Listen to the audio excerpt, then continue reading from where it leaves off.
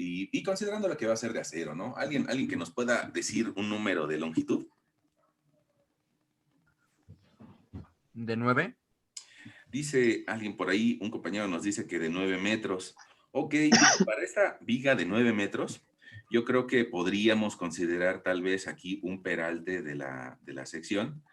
Vamos a colocarla de unos 80 centímetros de alto.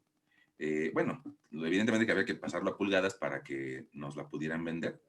Y aquí vamos a considerarle tal vez unos 30 centímetros. Y vamos a pensar que esa viga, que nosotros somos los dueños de la acerera, y que la podemos construir con un espesor de 1.5 centímetros. Bueno, ahora, esa sección transversal, pues evidentemente que estaría reflejada en una de las caras, con cierto grosor arriba, abajo, a la izquierda y a la derecha, y después proyectaría un prisma, y nosotros pues muchas veces lo único que vemos pues es el prisma. Fíjate que quiero que recuerdes que tal vez cuando tú ibas en la secundaria, te hablaron de una cantidad que era densidad. Densidad. Y esa densidad es una propiedad física que me relaciona la masa con el volumen. Y hay una propiedad muy, muy parecida que deberíamos de utilizar, pero que a veces la malentendemos, que se llama peso volumétrico. Y ese peso volumétrico es casi la prima de la densidad. Ese peso volumétrico relaciona el peso entre el volumen. Y aquí habría que preguntarnos qué diferencia hay entre masa y peso.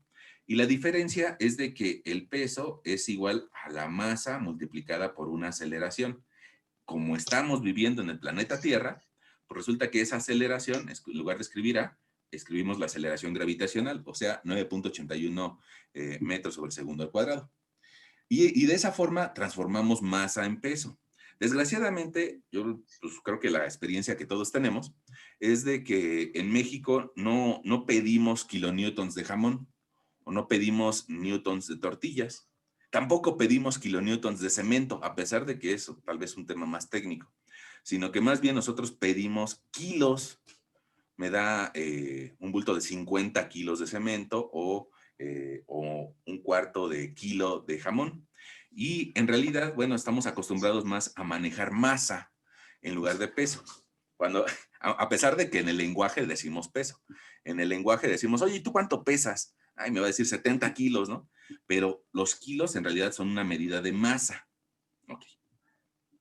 Entonces, pues resulta que este valor de la densidad, y que en muchas ocasiones lo escribimos como si fuera peso volumétrico, en realidad es densidad, pongamos de un concreto, anda del orden de 2.400 kilogramos por cada metro cúbico en un concreto. Concreto. Eh, y probablemente tú en algún libro de texto o en alguna otra clase, en lugar de utilizar el símbolo de Rho, tal vez utilicen el gamma, que atiende a la cuestión de peso volumétrico. Y te digo, tal vez es nuestro problema como mexicanos, que creemos que el peso son kilos, ¿no? Bueno, eso no se nos va a quitar pronto, pero te lo comento por si en alguna ocasión tú lo llegas a ver que el peso volumétrico del concreto es 2.4 toneladas por metro cúbico.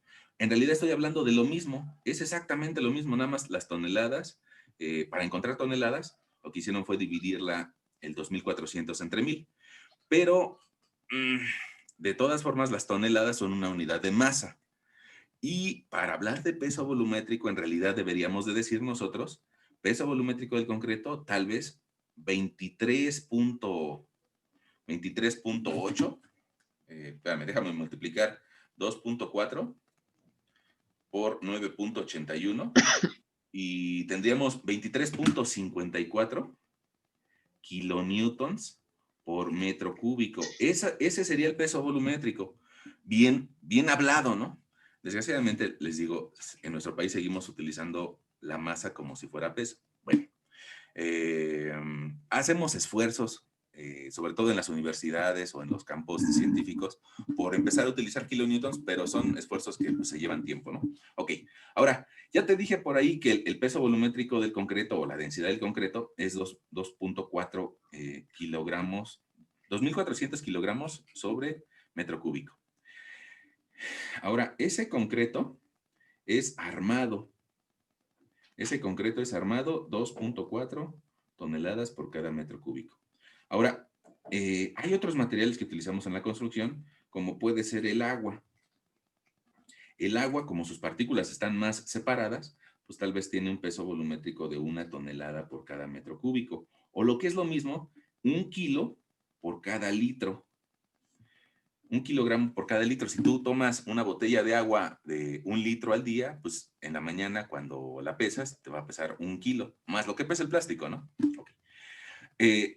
En cambio, un material que es mucho más duro y que sus partículas están más en contacto unas con las otras y tiene más minerales, pues es el acero. La densidad del acero anda del orden de 7.85 toneladas por cada metro cúbico, o bien si lo quiero escribir en kilogramos, 7.850 kilogramos por cada metro cúbico.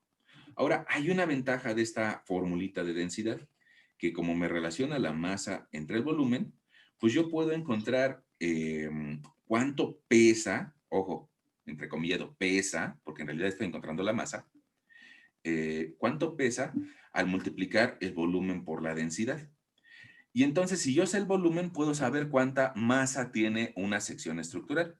En este caso, nosotros nos imaginamos una sección que decíamos medía 80 centímetros de alto por, creo que 30, déjenme hacerles zoom, 30 Sí, 30 centímetros, ajá, 80 por 30 y un espesor de 1.5. Ok, y ahora a esa sección no vamos a considerarle los 9 metros que nos dijeron hace rato un compañero. Y ahorita te explico por qué. Sino, de primera instancia, te voy a pedir que nada más le consideres 1 metro de profundidad y que sea 0.30, 0.80 y 0.015. ¿Ok? De esa forma vamos a saber qué volumen hay ahí de acero. Y entonces nosotros podríamos decir que podemos encontrar el volumen restando la caja grande, la caja grande menos la caja pequeña, la caja hueca. Y de esa forma vamos a encontrar el volumen. Ahora, ¿cómo encuentro el volumen de la caja grande? Bueno, el volumen exterior o de la caja grande, pues lo tendría que encontrar como 0.30 base por altura, 0.80 por profundidad, por 1 metro. Y eso me va a dar 0.3 por 0.8 por 1, un volumen exterior de 0.24 metros cúbicos. Pero eso es considerando que la sección fuera llena, o sea, rellena de acero. Y eso no es cierto, sino más bien hay que restarle el hueco. Entonces vamos a calcular el volumen interior. Y el volumen interior, pues yo lo tendría que calcular como 30 menos 3, sería 0.27. ¿Por qué menos 3? Pues porque cada pared, la pared izquierda mide 1.50, la pared derecha mide 1.50 y la suma de las dos me va a dar 3. Entonces 30 menos 3 me da 27. 80 menos 3 me va a dar 0.77. Y otra vez por 1 metro. Y ese es el volumen del hueco. Esa multiplicación me va a dar 0.27 por 0.77 por 1. Me va a dar 0.20. 0.2079 o 0.28, ¿sale? Metros cúbicos. Ahora, quedamos nosotros que íbamos a restar el volumen exterior menos el volumen interior. Y si yo a 0.24 le resto lo que acabamos de calcular, me va a dar un valor de 0.321. 0.0321. 0.321 de metro cúbico. Eso es, y se lo anotamos a nuestro lector, tal vez alguien no vino el día de hoy. Vamos a decir que es el volumen para 1 metro de viga. Hay quien diría 1 metro lineal de viga. Okay. Ahora, si yo despejo, y ya lo hicimos por acá, mira, si yo despejo la masa como resultante de volumen por densidad, pues entonces, otra vuelta lo vuelvo a escribir, masa es igual a volumen por densidad. Pues resulta que yo podría encontrar cuánta masa hay en en ese metro de longitud de viga. Entonces, mi masa va a ser igual a 0,0321 metros cúbicos por un peso volumétrico de 7,85, sí, 7,85 toneladas por cada metro cúbico. Y mi masa para un metro de viga va a ser 0,252. 0,252 toneladas. Eso, otra vez, lo volvemos a aclarar a nuestro compañero que no vino. Ustedes le van a pasar los apuntes, ¿no? O le pasamos el video. Bueno, esa masa es la masa por cada, por cada metro de viga. Ok, entonces también lo podría escribir como que la masa va a ser igual a 252 kilos por cada metro de viga. Ahora, nosotros tenemos una viga que quedamos que se iba a soportar a sí misma. Entonces, el primer metro pesa 252 kilos. El segundo metro también pesa 252 kilos. El tercer metro también, el cuarto también, el cuarto también. Entonces, en lugar de escribir así metritos de 252 metros, lo que vamos a hacer es de que vamos a escribir una viga con una carga uniforme de peso propio de 252 kilos por cada metro. Fíjate, esa viga pesa más o menos lo que pesan tres de ustedes en un metro de viga, unas 3 personas, ¿no? Entonces pesa bastante esa viga, pesa bastante. ¿Ok? Entonces ya tenemos nuestro problema para desarrollar. Y ya que tenemos un problema para desarrollar, pues hay que desarrollarlo, ¿no? Ahora, quedamos que eran eh, una carga, ah, una carga de 252 kilos por cada metro. Omega igual a 252 kilogramos por metro. Ahí está. Ahora, fíjate que como tú ya sabes hacer el método de las secciones, ya lo platicamos en sesiones anteriores, pues me gustaría que en esta ocasión viéramos otro método. Y ese otro método se llama el método de la integración.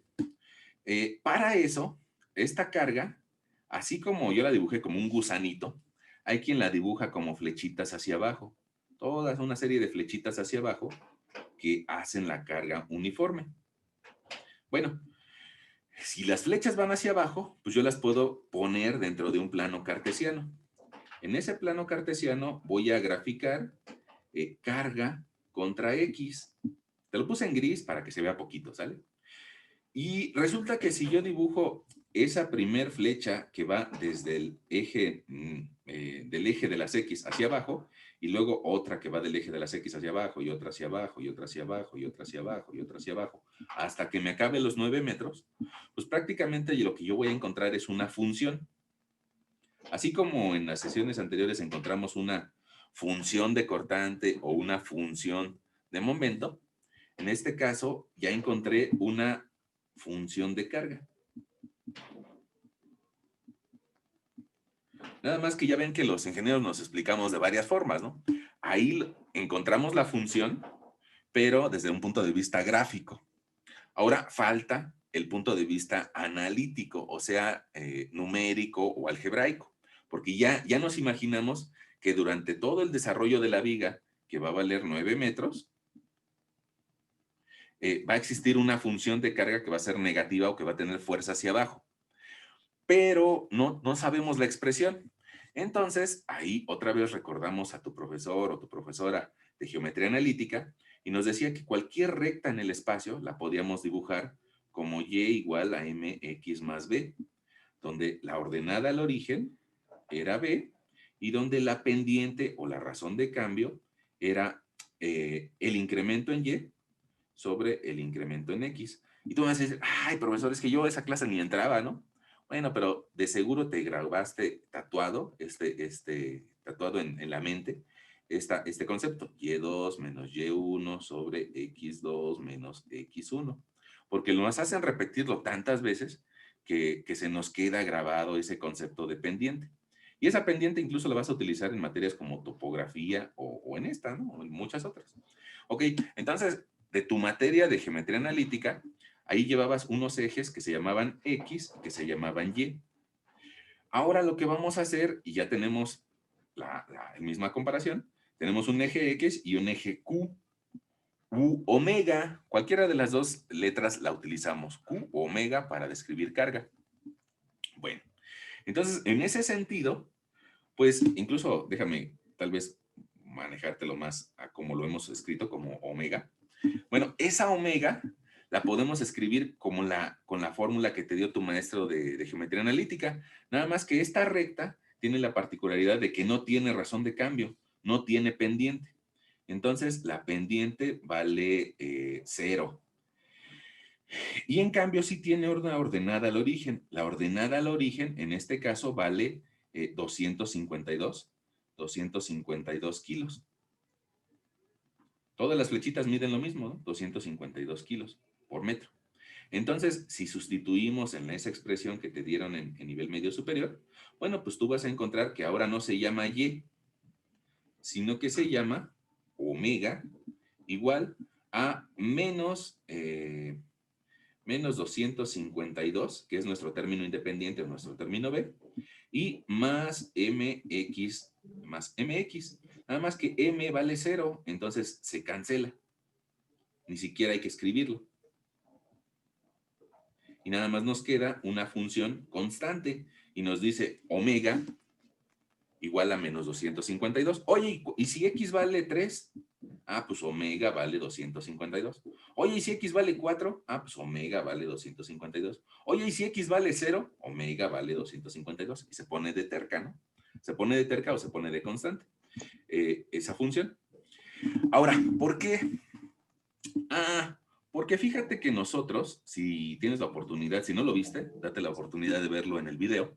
Nosotros en la sesión anterior encontramos que la derivada del momento flector, si teníamos su función, la derivada del momento flector con respecto a X nos daba el cortante. Y resulta que también pasa esa misma historia si seguimos avanzando. La derivada del cortante con respecto a X me da la carga distribuida. Ah, entonces resulta que así como derivo desde momento para llegar a cortante y luego llegar a carga distribuida, pues también puedo integrar en sentido contrario. Y si sé la función de carga, la puedo integrar para encontrar el cortante. Entonces yo voy a hacer que cortante va a ser igual a la integral de la función de carga con respecto a X. Entonces función de cortante, mi función de cortante va a ser,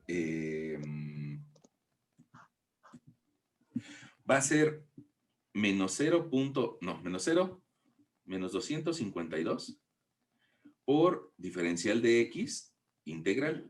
Y pues si te das cuenta, alguien se espantaría, ¿no? Y diría, ay, es que yo no sé integrales. Pero esa integral no tiene nada de complicación. Fíjate, esa integral va a ser igual a, sacamos la constante, 252, integral de diferencial de X.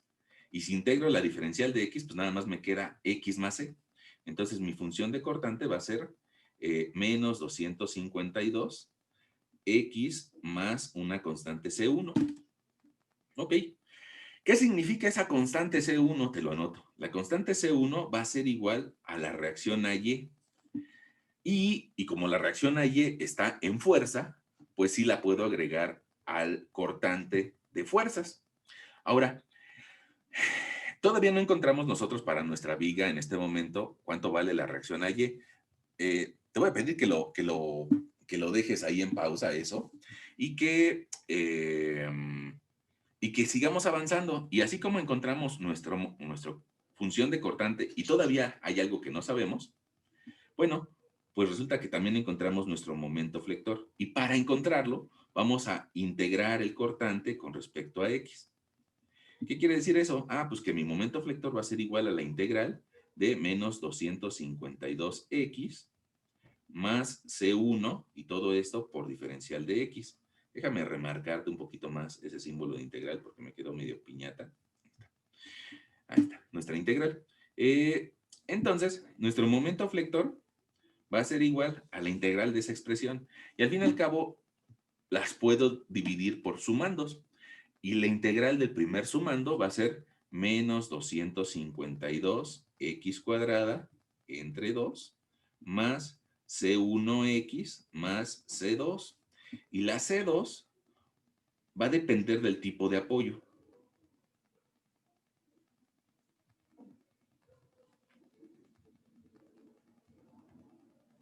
Eh, como hasta ahorita nada más hemos visto vigas simplemente apoyadas, ya sea en apoyos fijos o en móviles, este tipo de apoyos, tanto el primero como el segundo, generan que la constante C2 valga cero, porque el momento en el apoyo vale cero. Más adelante, tal vez dentro de unos 2 meses, estaremos hablando de C1 que no valga cero, pero en este momento, con lo que llevamos, vamos a utilizar que la constante 2 valga cero, porque el momento en apoyo fijo, o móvil eh, es, es, es nulo o cero. Ok. Ahora, tú me vas a decir, oye, profesor, pero pues es que no puedo sustituir en esa expresión, no la puedo meter a la calculadora porque todavía no sé cuánto vale C1 sobre todo. La C2 ya encontramos de que se va a anular por el tipo de apoyo, pero la C1 no sé cuánto vale. Entonces, habría que calcular las reacciones con una gran ventaja de esta viga sencilla, ¿no? Esta viga sencilla resulta que es simétrica con respecto al eje con respecto a hacer sumatoria de fuerzas en Y. Fíjate, la fuerza que tengo hacia arriba en el apoyo B también va a ser en el apoyo A. Lo que carga del lado izquierdo, carga del lado derecho. Entonces, bajo ese esquema de pensamiento, pues las reacciones van a ser muy fáciles de calcular. Resulta que nada más necesito encontrar la carga completa y dividirla entre dos. La mitad se va a ir a la izquierda, la mitad se va a ir a la derecha. Probablemente te cause un poco de ruido, de duda, el hecho de que este tiene rueditas y este no. Pero fíjate, yo quisiera clamar tu duda en el hecho de que las rueditas actúan en el eje de las X, no actúan en el eje de las Y. Las rueditas lo único que van a hacer es de que van a permitir que se desplace la viga en el primer apoyo y en el segundo no, pero no actúan sobre el eje de las Y. Entonces, dicho de esa forma, resulta que la reacción AY va a ser igual a la reacción BY, donde no tienen nada que ver las rueditas, ¿vale? Ahora, esas reacciones, a su vez, van a depender de la carga total de la viga. Y esa carga total de la viga, pues nada más es su peso propio, 252 kilos por cada metro. Si tengo 9 metros, pues tengo que multiplicar 252 kilos por 9 metros y me da un valor de 2,268. Esa es mi carga total. Total. Si ya quedé que la mitad se va a ir a la izquierda y la mitad se va a ir a la derecha, bueno, pues lo divido entre dos. Y resulta que me va a dar un valor de 1,134 kilogramos. 1,134 kilos bajan en el punto A, 1,134 kilos bajan en el punto B.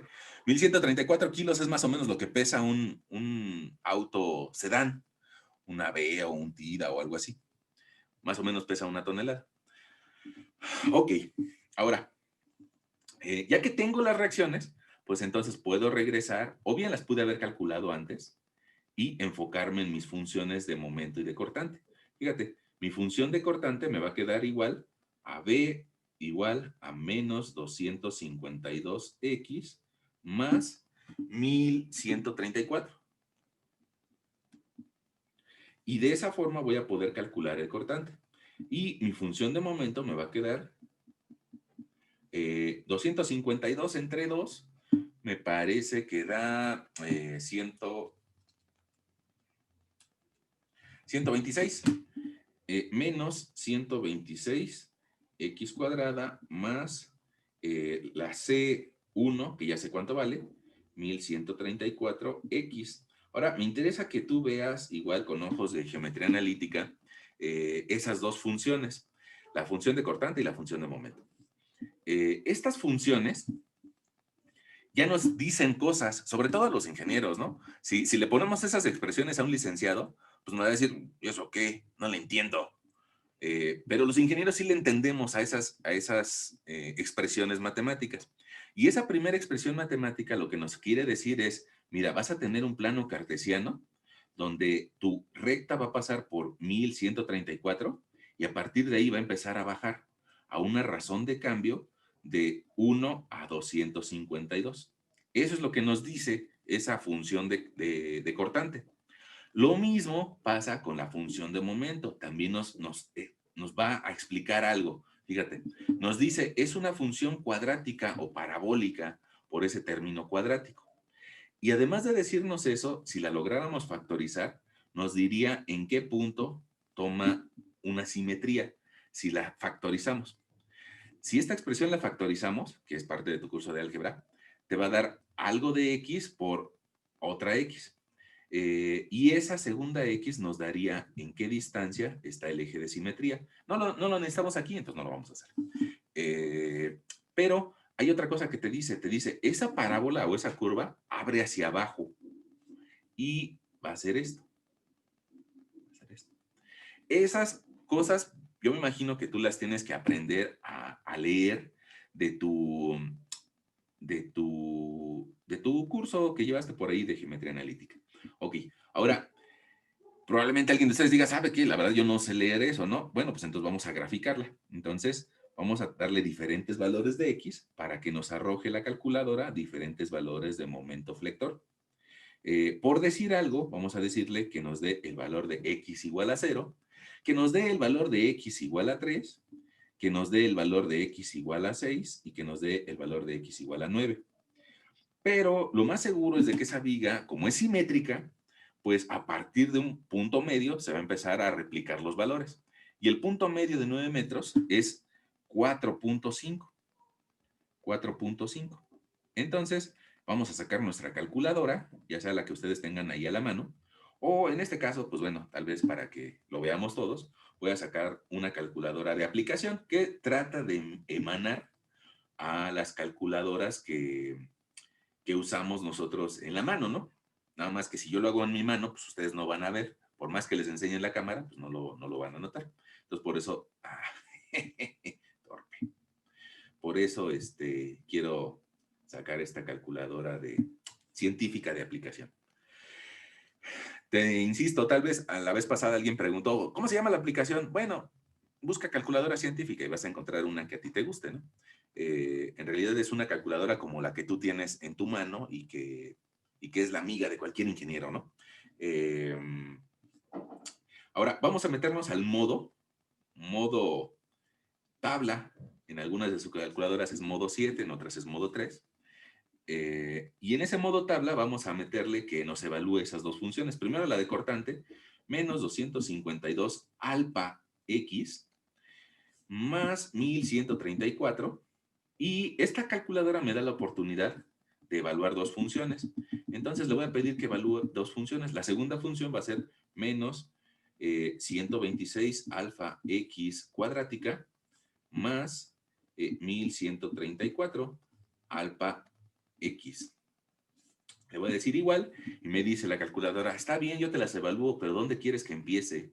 Quiero que empieces en 0 y quiero que termines en lo que vale la viga, 9 metros. Y me dice, oye, ¿cada cuánto quieres que te la evalúe? Cada punto 0,1 me darían muchísimos puntos, ¿no? Entonces le voy a pedir que me la evalúe a cada 3 metros. Ahora, si la pido que la evalúe a cada 3 metros, me voy a perder el punto central de 4.5. Entonces yo creo que me conviene, aunque no lo escriba, me conviene pedirle que me la evalúe a cada 1.50. Y de esa forma, pues ya la calculadora en unos instantes hace todos sus cálculos y me dice, fíjate que el cortante cuando x vale 0, vale 1134, mientras que cuando vale 3, vale 378. Fíjate que el cortante en la mitad de la viga vale cero y que después de la mitad de la viga se da una situación de espejo, 378 y menos 1134. Ahora, comparado con los momentos, yo te decía que las vigas que hemos realizado hasta ahora tienen en el apoyo inicial y en el apoyo final un momento que vale cero. Y eso vale la pena por ahí que lo revisemos cada vez que empecemos a copiar nuestros valores, ¿no? Si al inicio y al final nos da cero, suena que está bien. Pero si al inicio y al final nos da un valor diferente de cero, tal vez haya algo mal. Entonces, para x igual a 3, el momento flector vale 2268 kilogramos punto metro. En cambio, los cortantes nada más son kilogramos, porque son fuerzas. Para media viga, el máximo momento vale 2551, otra vuelta kilogramos punto metro, 51.5, no falta quien diga. Bueno, eh, y se da otra vez la situación de espejo, ¿no? Para x igual a 6, 2268 y al final llegamos a un cero. En algunas ocasiones vas a darte cuenta que el último punto no llega exactamente al cero, sino que llega a un valor algo así como 0.0001. Ah, bueno, pues eso es prácticamente un cero, ¿no? En esta ocasión sí cerró de forma muy exacta. Va a depender eso de, pues, de cómo manejemos nuestros decimales, ¿no? Ok. Ahora, ya tenemos esos valores, pero probablemente si estos valores los ve un compañero que vaya en la mañana o alguien que vaya en la tarde o alguien que su profesor no es muy bueno o que no lo han podido contactar para clases en línea, si le mostramos esos valores probablemente no los entienda. Y entonces lo que hacemos los ingenieros, los arquitectos, pues es de que usualmente tratamos de graficarlo para entendernos mejor. Y como lo vamos a graficar para que todo el mundo lo entienda, inclusive alguien que no sabe nada de ingeniería, viendo un dibujito dice, ah, ya me lo imaginé, ya me lo imaginé. Entonces, para eso, pues vamos a graficar nuestro cortante y vamos a poner una línea cero de cortante. Ahora, una pregunta, ¿por qué no puse gráfica de normal? Ah, pues porque no tengo fuerzas que actúen sobre el eje X.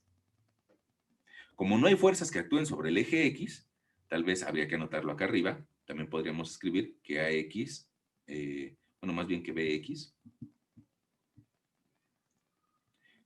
vale cero. No hay fuerzas en X.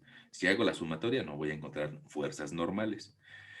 Quiere decir que esa viga nada más tiene fuerzas por corte o cortantes y tiene fuerzas que la flexionan o que la doblan. Ok. Las fuerzas que intentan degollar a la viga o que intentan cortarla, me dice la tablita que debo de empezar en un valor de 1134 y que empiece a bajar. Y si tú tienes calmita, pues probablemente encuentres el siguiente punto y el siguiente punto y el siguiente punto y el siguiente punto. Tal vez ahorita porque ya sé cómo lo va a hacer, te lo estoy graficando un poco más rápido y es una línea recta. Al fin y al cabo le hacemos caso a nuestro profesor de geometría analítica y sabemos de que eso es una línea recta, porque si recuerdas tenía un término x a la 1, o sea, lineal. Bueno, ahora, si nosotros tomáramos la calculadora y le pusiéramos la función clear, me vuelve a decir, oye, ¿quieres que también siga evaluando la misma función? Sí, sí quiero que sigas evaluando la misma función. ¿Y la segunda también? Sí, la segunda también. Pero nada más, ahora quiero que me la evalúes a cada metro. Órale. Y entonces, bueno, perdón. Aquí a cada metro, pues a cada metro me da los valores. Si yo quisiera, pongamos el valor que hay en un 2 metros, en 3 metros, en 4, o inclusive le puedo decir, quiero que me lo evalúes a cada medio metro para saber todos los valores, si fuera de mi intención, ¿no? Bueno, ya tenemos nuestra gráfica de cortante. Y ahora hay que graficar nuestra gráfica de momento flector. Y la gráfica de momento flector, perdón, creo que es la tercera vez que te lo digo el día de hoy, empieza en cero y acaba en cero por el tipo de apoyo que tengo, que son esos triangulitos. Esos triangulitos lo que significan es de que el apoyo es muy pequeño y que prácticamente lo puedo simplificar como un punto. En realidad el apoyo mide tal vez 10 centímetros, 15 centímetros, pero es muy pequeño comparado a los 9 metros que mide la viga. Además de que ese apoyo pequeño no tiene la posibilidad de limitar o de restringir el giro. Entonces, se cuelgue, cuando esa viga se cuelgue por el peso, digamos que al final va a generar un ángulo. Ese ángulo es lo que nos permite que el momento en el apoyo valga cero. Ahorita te lo platico y después vamos a entrar un poco más de detalle en ese tema. Bueno, ahorita nada más fue platicar. Y eso era para argumentar que al inicio y al final vale cero. Si vemos nuestra tablita a la derecha, me vas a decir, no, pero empezó en 1000. Ah, fue porque yo la regué a la hora de pedirle que evaluara la función. Ahora sí, lo voy a hacer bien. Le voy a pedir que empiece en 0 y que acabe en 9 y que tenga pasos de a 1. Fíjate. Entonces, ahora sí, empieza en 0 y acaba en 0. Y toma un valor máximo que aquí me lo estoy perdiendo. Me lo estoy perdiendo porque no tengo el punto de 4.5. Me lo estoy perdiendo y valía más de 2520.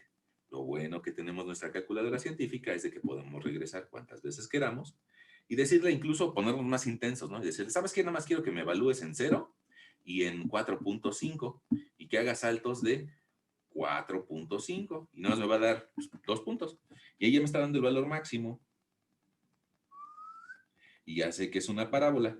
Si no te queda claro que es una parábola, te pido que encuentres los valores a cada metro y que lo vayas graficando con un poquito de calma. Y te vas a dar cuenta que es una parábola muy bonita, muy bien hechecita, ¿vale? Llegamos a un valor máximo que vale 2551.5 kilogramos punto metro. Okay. Ahí está. Entonces, si te das cuenta, tal vez me digas que nos tardamos lo mismo, pero yo creo que fue mucho más rápido el encontrar nuestro diagrama de cortante y de momento. Y como fue rápido aplicando integrales y esos conocimientos que tú tienes ya de geometría analítica, bueno, pues nos permite incluso el día de hoy hacer otro ejercicio, ¿no? Nos permite hacer otro ejercicio donde también encontremos nuestra gráfica de cortante y de momentos, pero en esta ocasión un poquito más difícil, no mucho, ¿eh? No mucho, pero sí un poquito más difícil. Ahora vamos a poner por aquí una línea. Bueno, antes de eso, antes de ir allá. Eh, ¿Cómo ven? ¿Vamos bien o no le entendimos a algo?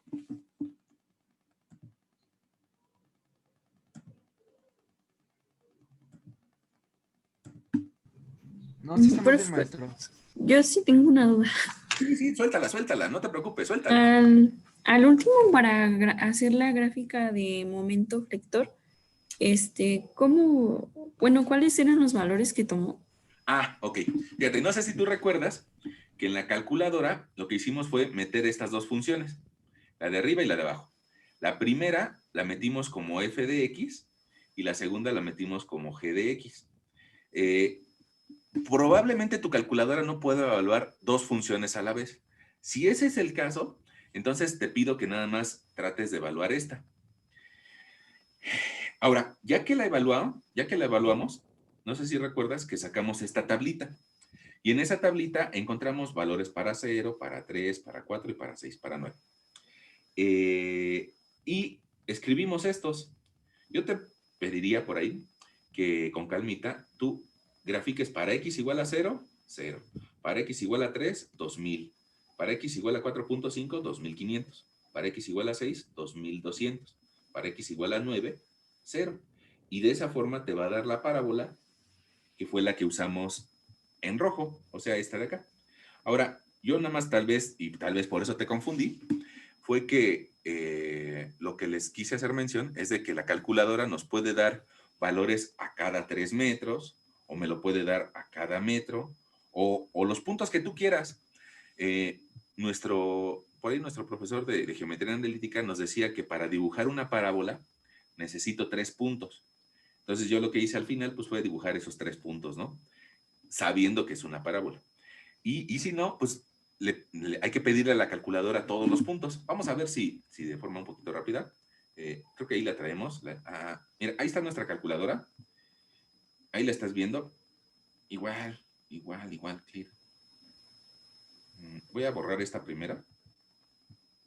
Y mira, esa es la segunda función la que te pido que grafiques.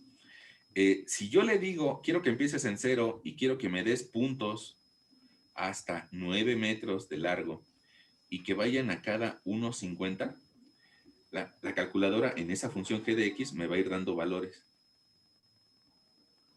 Y esos valores son los que hay que ir graficando. Tal vez sí te pido que hay que con calmita lo grafiques, pues acabando nuestra clase, ¿no? Y te vas a dar cuenta que es una parábola. ¿Cómo ves? ¿Está bien?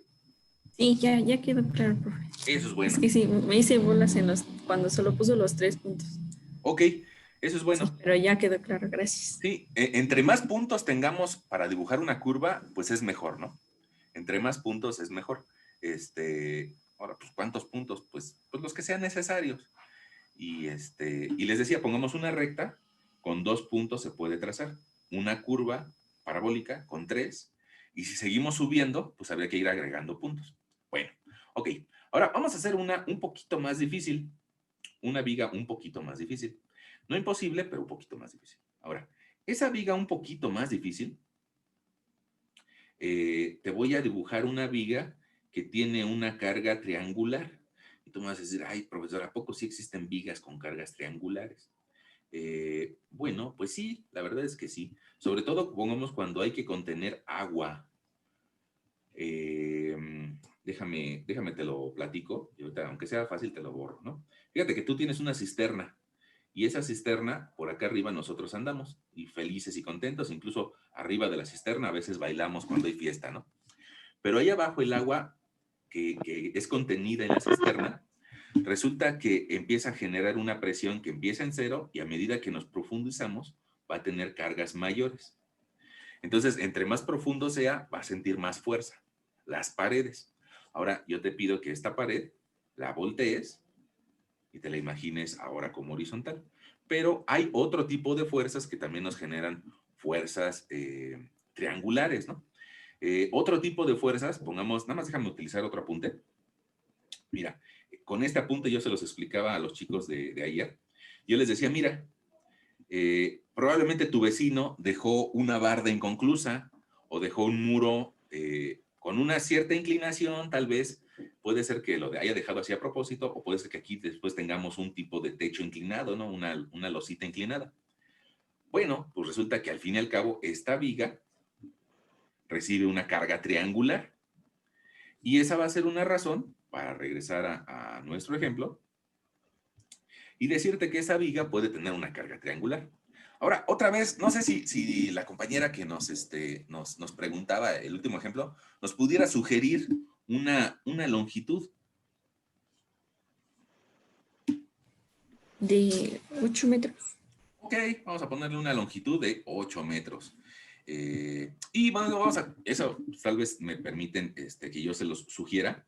Vamos a empezar con una carga 0 y al final vamos a terminar con una carga igual a, si recuerdas, nuestro problema anterior era de 250 kilos por metro. Pues vamos a terminarlo en un valor tal vez de unos 700 kilogramos por cada metro. Y ahora, ¿qué pasaría con esa viga? Ah, pues bueno, primero vamos a encontrar nuestras reacciones, ¿sale? Vamos a decir que nuestras reacciones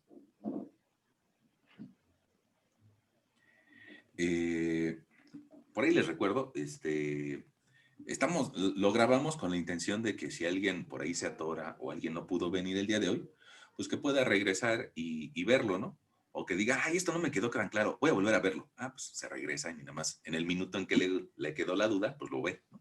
Ok, bueno, fíjense, las reacciones, resulta que necesitamos transformar esa carga, saber cuánto vale su carga total, y se lo escribo acá, carga total, y necesitamos saber dónde está aplicada. En el caso anterior bajaba a la mitad y hacía que fuera simétrico a la izquierda y a la derecha. Este caso no es simétrico. Este caso la carga está cargada a la derecha. Entonces, y eso nos da pie para nuestro siguiente tema que va a ser centroides, pues resulta que esa carga total va a tratar de bajar en el centroide del área cargada triangular. Y el centroide de un triángulo está ubicado a 1/3 de su base. Si yo divido 8 entre 3, 8 entre 3, pues me va a dar un valor de 2.66. Y de igual forma, la distancia que me hace falta para llegar a ese 8, pues va a ser 8 menos ese valor de 2.66 y me va a dar 5.33. De esa forma yo podría encontrar las reacciones. ¿Qué voy a hacer? Pues primero encontrar cuál es la carga total. Y la carga total de toda esa área del triangular, pues va a ser su área. El área del triángulo va a ser base 8 por altura de 700 entre 2. Y eso me arroja un valor de carga total de 2.800 kilos. Ahora, esos 2.800 kilos ya quedamos que iban a estar bajando a 1/3 de la base del triángulo. Y entonces yo puedo plantear mi sumatoria de momentos en A igual a 0. Y si me apoyo en el punto A, pues resulta que esa carga me va a provocar un giro horario. Esos 2.800 kilos, híjole, quedó medio feo ese 800. 2.800 kilos van a estar aplicados a una distancia de 5.33 metros y va a provocar un giro horario o positivo. En cambio, la reacción B va a generar un giro negativo o antihorario. Y la reacción B va a estar ubicada a una distancia de 8 metros desde el apoyo A. Esto me va a dar 0. Y resulta que mi reacción BY va a ser igual a 2.800 por 5.33 entre 8. Y eso nos va a dar 1.866.6666666, diabólico, ¿no? Vamos a ponerle en 7. Kilogramos. Oiga, profe, una Sí, pregunta. pregunta. La carga total, ¿cómo la sacó? Es el área verde. Entonces sería base por altura entre 2. 8 por Ok. 700 Ajá. entre 2, Ok. 2.800. ¿Sí quedó? Gracias. Ok. Sí, gracias. Ahora, fíjate que si ya tenemos la carga total, pues también podríamos hacer sumatoria de fuerzas en Y y encontrar el valor de la reacción A. Fíjate que la reacción BY ya sabemos que vale 1.866.7 kilos. Y entonces, eso restado de 2.800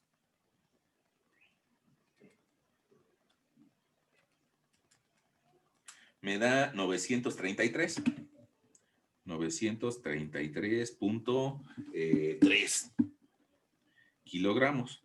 Ahora, vamos a ver si tiene lógica. Fíjate, 1.800 del lado derecho, 900 del lado izquierdo. ¿Tiene lógica? ¿Tiene lógica que el apoyo B cargue más que el apoyo A? Yo creo que sí. Yo creo que sí, porque es del lado de que está más cargado, ¿no? Entonces sí tiene cierta lógica que el apoyo B cargue más que el A. A diferencia de nuestro ejemplo anterior, donde eran iguales, ¿no? Ok, ya tenemos nuestras reacciones. Profe, Sí, ¿me podría volver a explicar lo de la reacción de AY?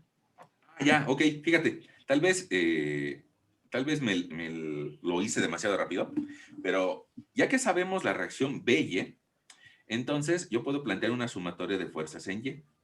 Y resulta que la carga total que está bajando vale menos 2.800.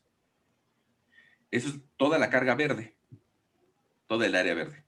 Y hacia arriba resulta que tengo la reacción AY y también tengo la reacción BY, pero la reacción BY ya la sé y vale 1.866.7. Esta va hacia arriba y vale BY, ¿no?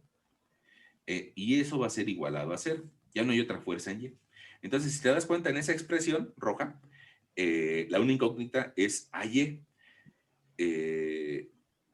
Si hago la resta, me va a salir ahí un valor negativo que al pasarlo del otro lado ya es positivo. Y creo que si la podemos hacer con nuestra calculadora, pues sí nos da los 933 kilos, ¿no? ¿Cómo ves? Sí, ¿Sí quedó? sí, gracias. Órale, qué bueno.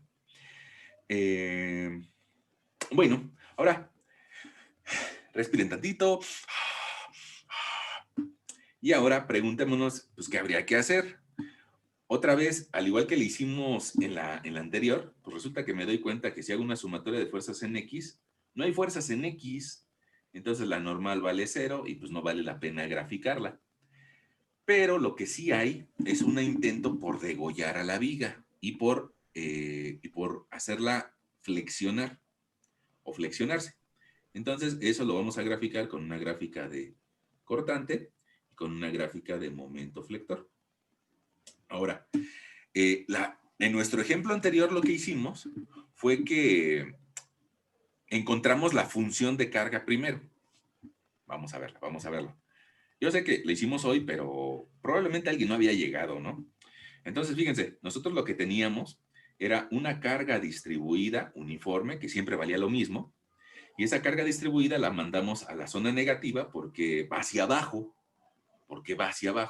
y con eso encontramos una función de carga. Ok, esa función de carga la encontramos según nuestras clases de geometría analítica. Entonces, vamos a aplicar exactamente la misma situación para nuestro ejemplo que estamos viendo ahorita. Fíjate, resulta que esa carga que tienes ahí, déjenme, yo creo que ahí lo podemos ver. Esa carga que tienes ahí, ¿estás de acuerdo conmigo? Voy a tomar otra vuelta el plumón verde. ¿Estás de acuerdo conmigo que todas esas fuerzas van hacia abajo? O sea, hacia la parte negativa, como usualmente graficamos las fuerzas en Y. Todas van hacia abajo. Entonces, no tendrás problema en que yo te las dibuje por abajo del eje de las X. Si todas van hacia abajo. Ahora, tenemos un eje de las X y tenemos otro eje que nos habla acerca de las fuerzas o de las cargas, ¿no? Ahora, ya tenemos nuestra, si nos damos cuenta, pues esa línea, aunque el profesor las dibujó medio feas, pero en realidad es una recta. Ay, en realidad es una recta que sale desde el origen. Y si es una recta que sale desde el origen, pues resulta que también la puedo graficar, como diría mi profesor de geometría analítica. Ahora, nosotros decíamos que cualquier recta cumple la forma y igual a mx más b, cualquier recta. En este caso, b no tiene valor, porque la ordenada al origen, es decir, pasa por el origen. Entonces, b vale 0. Y mi ecuación de la recta va a estar definida dependiendo de cuánto baje, de cuánto vaya bajando esa línea. Para encontrar la pendiente, siempre hacemos eso de y2 menos y1 entre x2 menos x1, o bien la razón de cambio en y sobre la razón de cambio en x. Entonces, fíjate que habría que preguntarle a nuestra viga qué datos tenemos. Si te das cuenta, al inicio vale 0, al final vale 700. Entonces, en esta gráfica, al inicio vale 0, al final vale menos 700. Ese va a ser nuestro punto final. Y de coordenada en X, o de desarrollo en X, fue lo que nos sugirió la compañera, que decía 8 metros. Es la longitud de la viga. Ok, ahora ya tenemos esas distancias, entonces mi punto 2 tiene de coordenadas menos 700. Mi punto 1 de coordenadas Y tiene 0. Mi punto 2 de coordenadas X tiene 8 metros. Y mi punto 1, u origen, de coordenada en X vale 0. Entonces, de esa forma, pues voy a tener un menos 700 entre 8. Y eso me va a dar mi pendiente. Y mi pendiente en este caso vale 700 entre 8, 87.5. Ok, ya tengo la pendiente. Y entonces la función, te voy a poner de otro color para que sea fácil de ver. La función de esa recta va a ser y igual a mx más b. Entonces, mi función va a ser menos 87.5 x. Fíjate, me vas a decir que aquí me faltó y lo voy a corregir de una vez con otro colorcito. Aquí el menos. Este menos, se me estaba olvidando, ya lo puse. Menos 87.5 de x. Y esta, en lugar de que sea igualada a y, como ahí tengo carga, pues entonces ahí ya sea que la ponga como W o como Q. Entonces la voy a poner ahorita como W. Hay quien se enojaría, ¿eh? Hay algunos estructuristas que dirían, es que omega se refiere a una carga uniforme. Ahí en realidad deberías de haber usado Q.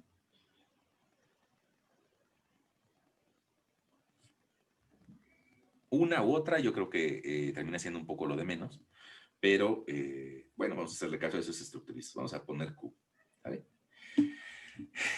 Bueno, ahora vamos a hacer lo mismo que hace rato y vamos a encontrar que si Q es igual a menos 87.5 X, y esa es nuestra función de carga, nosotros podemos encontrar la función de cortante como la integral de esa función de carga menos 87.5X por la diferencial de X. Y entonces nuestra función de cortante va a quedar igual a menos 87.5, nada más que aquí ya tenemos una X, a diferencia de nuestro ejemplo anterior. Entonces, mi profesor de cálculo integral me diría, si la quieres integrar, esa X la vas a elevar al cuadrado y vas a dividir todo entre 2. Y vas a agregarle una constante C1. La C1 nosotros ya sabemos cuánto vale. La C1, ahorita alguien nos preguntó también, vale 933.3 kilos. Entonces, pues se lo coloco. Entonces va a ser menos 87.5 entre 2, o sea, menos 43.75 X cuadrada más 933.3. Y ahí tenemos nuestra función de cortante. Esa hay que meterla a la calculadora y evaluarla, ¿no? Ahora, ¿qué podemos leer nosotros como ingenieros de eso? Fíjate, esta función de cortante es una parábola y abre hacia abajo. Yo no te podría decir si es simétrica o no, hasta este momento, y me parece que no lo es. Pero sí podemos encontrar nuestro momento flector al integrar la expresión de cortante con respecto a X. Entonces, fíjate, si nosotros integramos la expresión anterior, no sé si sea necesario, lo voy a escribir, menos 43.75x cuadrada más 933.3 diferencial de X. Pues resulta que esa integral, que ya tiene dos términos, lo único que hay que hacer es aplicarle la integral a la primera y la integral a la segunda, ¿no? Pues la integral de la primera, de mi momento flector, va a ser menos 43.7x, otra vuelta subimos un grado al cubo entre 3, más 933.3x más una constante C2. Pero si recuerdas, yo te dije que por el tipo de apoyo, triangulito, C2 era igual a 0. Entonces no nos genera problema. Ahora, nuestro momento flector, si queremos ser un poquito más concretos, habría que dividir ese 43.75. 43.75, se me había olvidado el 5. 43.75 entre 3. Y vale 14.58. Menos 14.58, 3 de X cúbica más 933.3 X, y ya, esa es nuestra función de momento flector. Entonces, yo creo que vale la pena escribirle función de cortante, de fuerza cortante. Y esta otra es una función de momento flector. Ok. ¿Qué nos dice la función de momento flector? Es una curva que a su vez, perdón el pleonasmo, es una gráfica que tiene dos curvas. Así como la anterior tenía una curva y nada más abría hacia abajo, bueno, pues esta X al cubo lo que significa es que hace algo así. Tiene dos curvas. Y también lo más seguro es de que si la pasamos por un eje X, tenga tres soluciones. 1, 2, 3 soluciones de nuestra clase de matemáticas, ¿no? Okay. Ahora, También nos habla acerca de que se abre hacia abajo y bueno, podríamos saber otras cosas si hubiéramos llevado bien nuestro curso de geometría analítica, ¿no? Pero bueno, ahora lo que sí aprendimos en ese cursito, por lo menos yo creo, que es graficar. Y entonces lo que vamos a hacer es de que le vamos a decir a nuestra calculadora, oye, échame la mano, es momento de pagar por esos 300 pesos que nos costó y pedirle que nos grafique esas dos funciones. La primera va a valer menos 43.75 alfa x cuadrada más 933.3. Y esa es la función de cortante. Y la segunda, hay que borrar lo que estaba en memoria, la segunda es menos 14.58.3 alfa x al cubo más 933.3 alfa x. Y ahí tengo mis dos funciones, la de cortante y la de momento. Mi viga empieza en 0 y va a tener una longitud de 8 metros.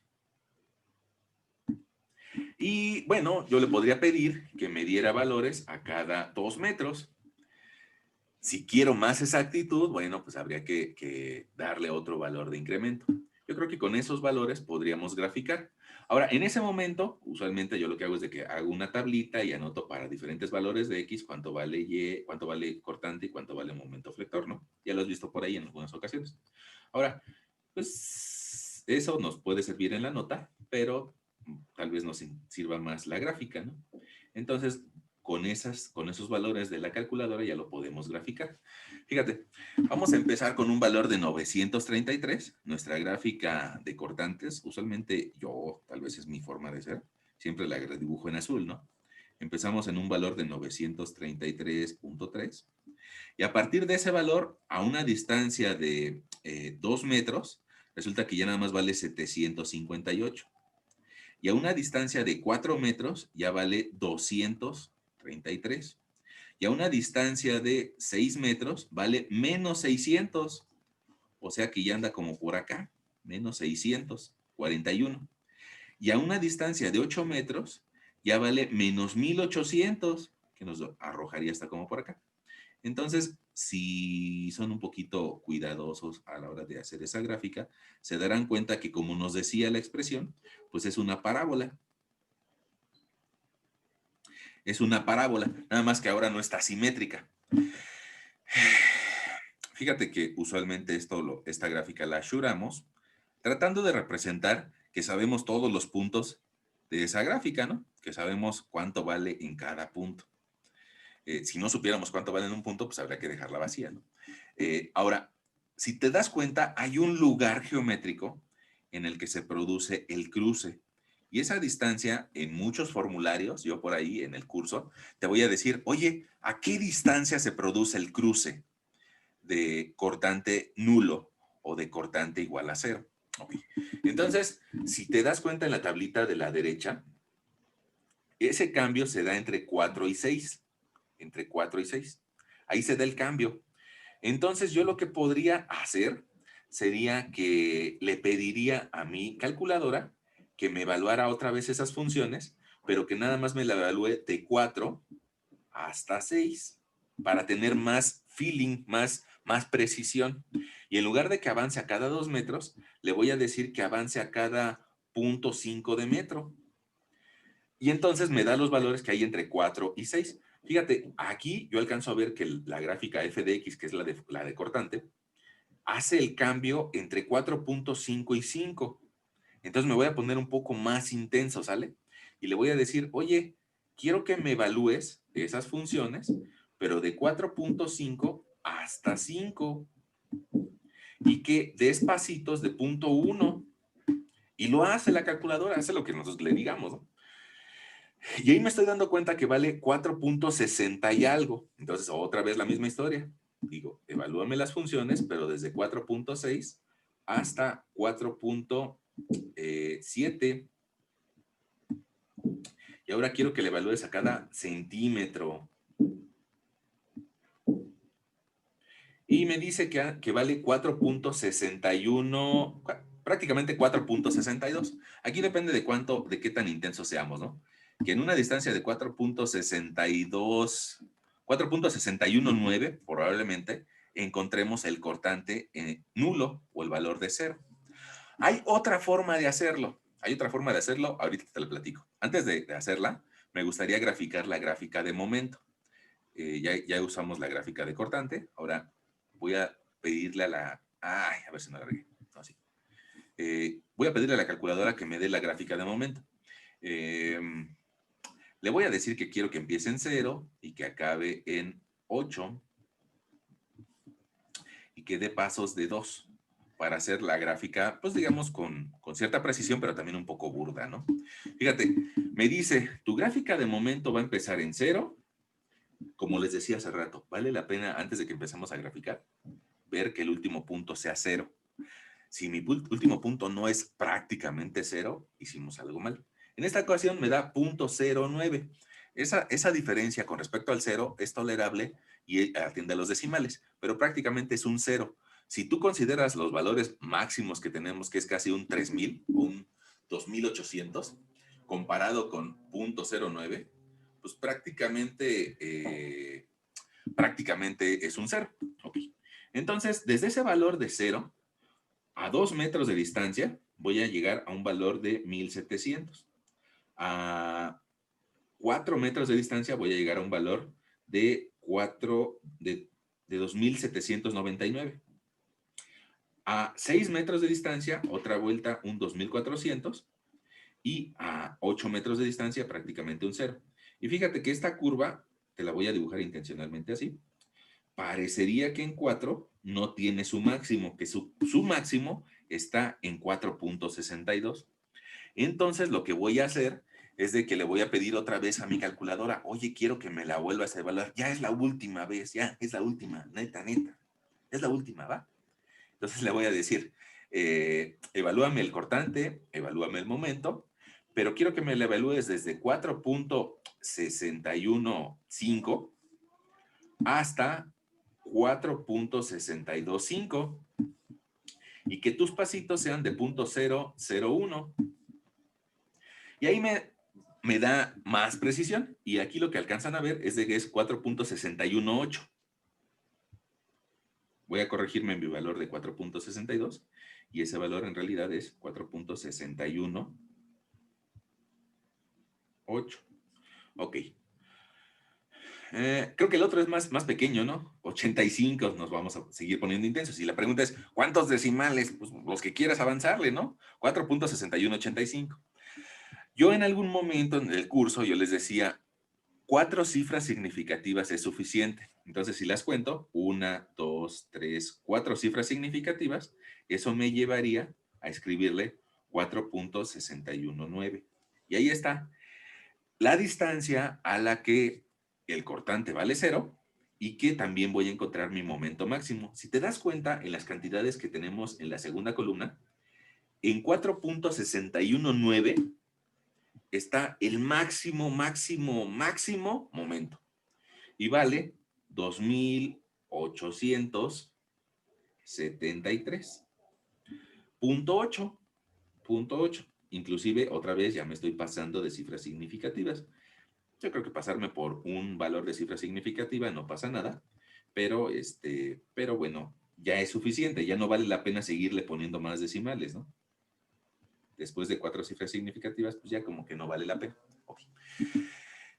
Y ahí tenemos nuestros 2 ejemplos con momento y cortante. Ahora, algo importante que tú debes también de ver, y nos sirve el ejemplo de esta clase, es que lo mismo que nos pasó en nuestra última sesión, la reacción, como que juega las escondidillas y está en el apoyo A. Desde un valor de 0, sube hasta 933. Y la reacción B también está jugando a las escondidillas y desde el valor máximo negativo de cortante sube hasta un valor de 0. Tal vez no lo grafiqué, pero el último cortante que graficamos valía 1866. Eso es importante por ahí que lo veas. Probablemente en nuestro primer ejemplo también pasa la misma situación. Fíjate, En este primer ejemplo, las reacciones valían 1134 y te das cuenta que aquí el primer punto y el último punto vale 1134. Entonces, eso nos habla de que hay algo más allá que todavía no hemos platicado, ¿no? Y que es el método de las áreas. Por ahí nada más para que te quede como un buen sabor de boca, quiero que calcules esta área de este triángulo. Esa área de este triángulo que parece que también está jugando a las escondidillas. Fíjate, esa área de ese triángulo mide 4.5 de desarrollo. Y si yo multiplico 4.5 por 1134